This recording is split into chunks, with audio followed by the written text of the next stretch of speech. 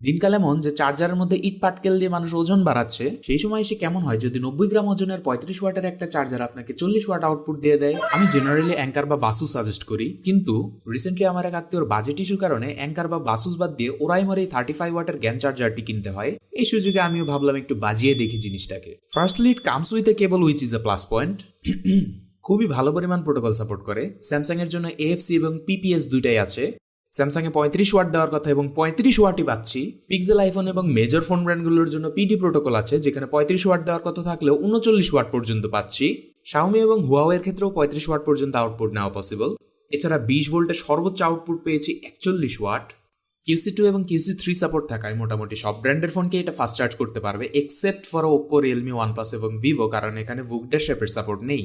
9 ধরনের সিকিউরিটির কথা বলা হয়েছে, তবে আমি শুধুমাত্র শর্ট সার্কিট এবং ওভারলোড প্রোটেকশন টেস্টটাই করতে পেরেছি এবং এই প্রোটেকশনগুলো সঠিকভাবেই কাজ করে। আর যেহেতু আত্মীয়র জিনিস, সেহেতু এটা খোলার পারমিশন আমার ছিল না, না হলে ভেতরে একটু উকি দিয়ে দেখতাম। Except for all this product আমার কাছে ভালো লেগেছে, তাই আপনাদের সাথে শেয়ার করলাম। এরকম নিত্য প্রয়োজনীয় প্রোডাক্টের ভালো এবং খারাপ দিক জানার জন্য বাংলা গিক্সে ফলো এবং সাবস্ক্রাইব করে রাখুন।